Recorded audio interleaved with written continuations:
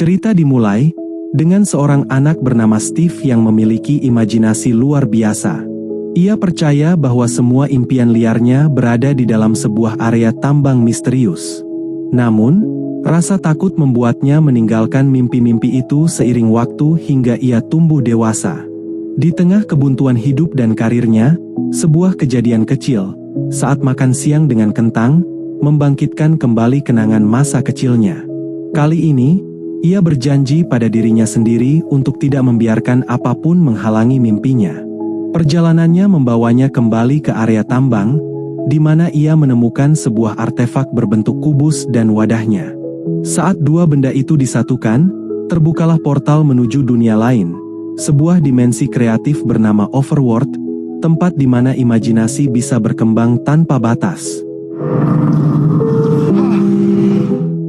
Di sana, Steve menghabiskan hari-harinya bersama hewan peliharaannya bernama Dennis, membangun benteng impian sesuai kreativitasnya.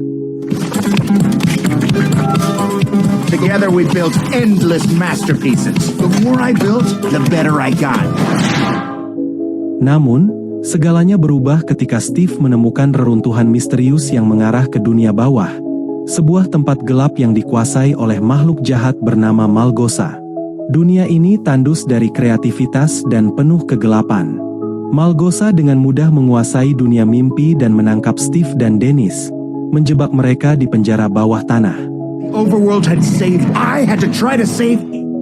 Demi menyelamatkan dunia mimpinya, Steve mengorbankan dirinya agar Dennis bisa melarikan diri sambil membawa artefak kubus. Dennis pun berhasil menyembunyikan kubus itu di dunia nyata, tepat di bawah tempat tidur Steve. Under my bed. Sementara itu, Steve tetap terperangkap di dunia bawah, menunggu seseorang yang bisa membebaskannya. Waktu berlalu, dan kisah berpindah ke seorang pria bernama Gareth Garrison, sosok legendaris dalam dunia game arcade, selalu keluar sebagai juara dalam setiap turnamen. Kecintaannya pada game klasik membuatnya dijuluki The Garbage Man, julukan yang melekat karena obsesinya terhadap benda-benda antik, terutama permainan lawas. Kini Garrison memiliki toko barang antik yang khusus menjual koleksi permainan vintage. Sayangnya, usahanya tidak berjalan mulus dan terancam bangkrut. Namun, obsesinya membuatnya nekat membayar harga tinggi dalam sebuah lelang untuk mendapatkan sebuah konsol game, yang ternyata hanyalah mainan kosong. Tanpa ia sadari, di antara barang-barang lelang tersebut terdapat artefak kubus peninggalan Steve. Sementara itu, kota tempat Garrison tinggal yaitu Chagles, menjadi tempat tinggal baru bagi dua bersaudara, Henry dan Natalie, yang baru saja kehilangan ibu mereka, sebuah awal dari takdir baru yang segera mempertemukan mereka semua dalam petualangan yang lebih besar. Beberapa waktu yang lalu, mereka memutuskan untuk memulai lembaran baru di sebuah kota yang belum mereka kenal. Kedatangan mereka disambut oleh seorang agen properti bernama Dawn.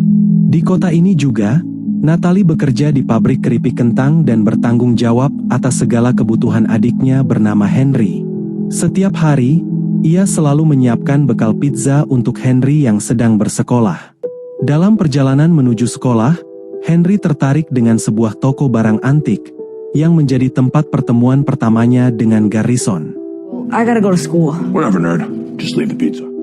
Ternyata, Henry bukan anak biasa. Ia sangat cerdas dan memiliki rasa ingin tahu yang luar biasa. Namun, karakter seperti ini, apalagi sebagai murid baru, membuatnya jadi sasaran empuk bagi para pembuli.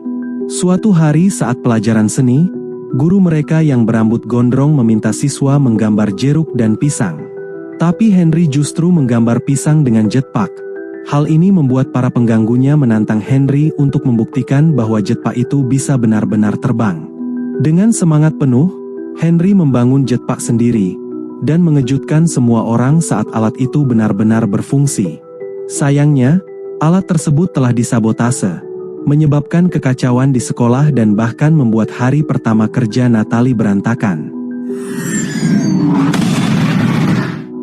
Akibat kejadian itu, Henry dipanggil oleh wakil kepala sekolah bernama Marlin, dan sekolah mengancam untuk mengeluarkannya. Untuk menghindari hal itu, Marlin meminta Henry membawa walinya ke sekolah. Karena takut dimarahi Natalie, Henry nekat menghubungi Garrison dan memintanya berpura-pura menjadi pamannya. Awalnya Garrison menolak, namun akhirnya luluh setelah Henry memberinya $26. I'm Henry's uncle. Sementara itu, di toko antik Garrison, Henry melihat sebuah kubus berkilau yang tertulis dalam buku panduan tua buatan Steve. Di sana dijelaskan bahwa siapapun dilarang memasukkan kubus tersebut ke dalam wadahnya, meskipun dikatakan bahwa tindakan itu bisa mengungkapkan harta tersembunyi. Tentu saja, larangan itu malah membuat Henry semakin penasaran. Kubus itu seolah-olah menarik Henry ke arah lokasi tambang. Pada saat bersamaan, Natalie yang merasa khawatir segera meminta bantuan Dawn, yang berhasil melacak keberadaan Henry. Oh, God. What are you doing? Ketika mereka tiba di tempat yang sama, tiba-tiba saja mereka tersedot ke dalam portal misterius menuju dimensi lain.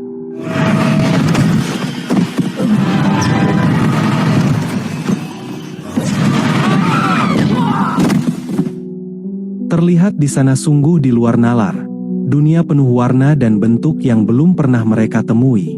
Namun, kedatangan mereka di sana juga terdeteksi oleh Malgosa, makhluk jahat dari dunia bawah, yang merasakan kehadiran kekuatan kubus semesta. Ternyata, Steve masih hidup dan masih menjadi tahanan Malgosa. Ia diancam, jika tidak menyerahkan kubus semesta, maka keselamatan Dennis, hewan kesayangannya, akan terancam. Di saat yang sama, Dennis dan seorang pria berbentuk kubus sedang melintasi portal menuju dunia nyata. Di sisi lain, Garrison mencoba berkomunikasi dengan makhluk di dunia tersebut. Namun malam tiba dengan cepat, membawa gelap yang mencekam. Seketika, makhluk-makhluk kubus mulai mengejar mereka.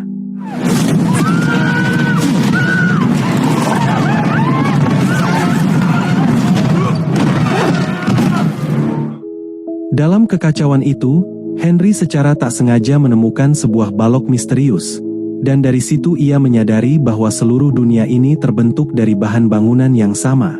Tanpa pikir panjang, Henry segera membangun benteng sebagai tempat perlindungan dari serangan para zombie berbentuk kubus.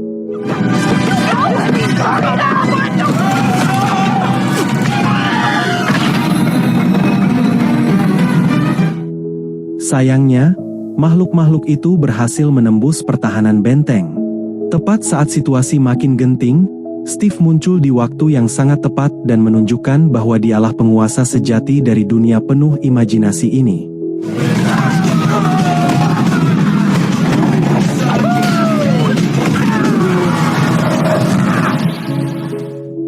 Setelah pertempuran singkat, mereka saling berkenalan. Steve kemudian meminta kembali kubus semesta miliknya.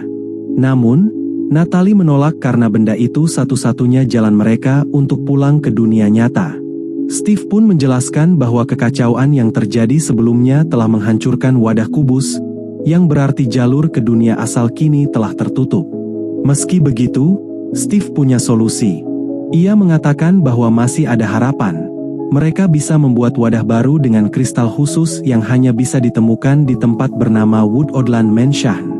Karena tidak ada pilihan lain, mereka sepakat untuk menyerahkan kubus itu kepada Steve, dengan syarat Steve akan membantu mereka mendapatkan wadah pengganti. Sebelum mereka memulai perjalanan ke Woododland Mansion, Steve mengajak mereka beristirahat sejenak di sebuah desa buatan yang telah ia ciptakan sendiri, yaitu Desa Midport. Di sana, mereka diperkenalkan dengan penjaga desa, yaitu golem besi berbentuk kubus. Security force. Steve juga memperkenalkan hidangan khas desanya, yaitu ayam panggang lava berbentuk kubus, yang langsung disantap Garrison tanpa pikir panjang.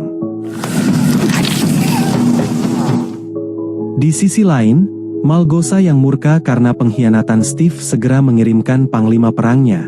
Sementara itu, di Midport, Steve terkesan dengan kecerdasan Henry. Ia berkata pada Natalie bahwa Henry cocok tinggal di dunia seperti ini. Tapi Natalie merespons dengan jujur bahwa kejeniusan adiknya terkadang membawa masalah, seperti insiden saat Henry secara tidak sengaja menghancurkan pabrik tempatnya bekerja. Mendengar hal itu, Henry tampak kesal. Untuk menyemangatinya, Steve memperlihatkan sebuah crafting table spesial, alat yang bisa menciptakan senjata jika pengguna menggabungkan elemen-elemen berdasarkan imajinasinya.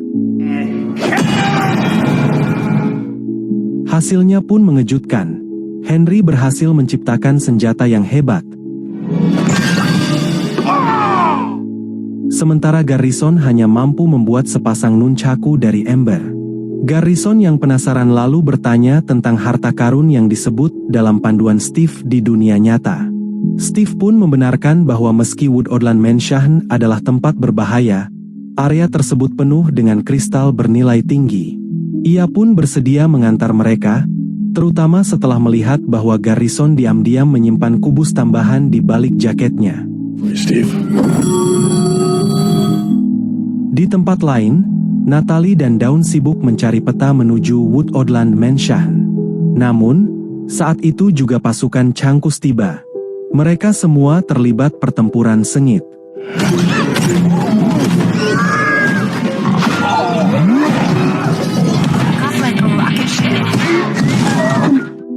Karena pasukan Piggy Army semakin banyak, mereka terpaksa mundur dan melarikan diri. Dalam kekacauan itu, Henry dan Natalie terpisah. Dalam pelarian, Steve memasangkan sayap Elytra di punggung Henry dan Garrison, mewujudkan impian lama Henry tentang jetpack. Henry pun benar-benar terbang di angkasa, sementara Steve ikut terbang dengan cara menunggangi Garrison. Meski berhasil mengudara, pelarian mereka tidak mudah karena pasukan Changkus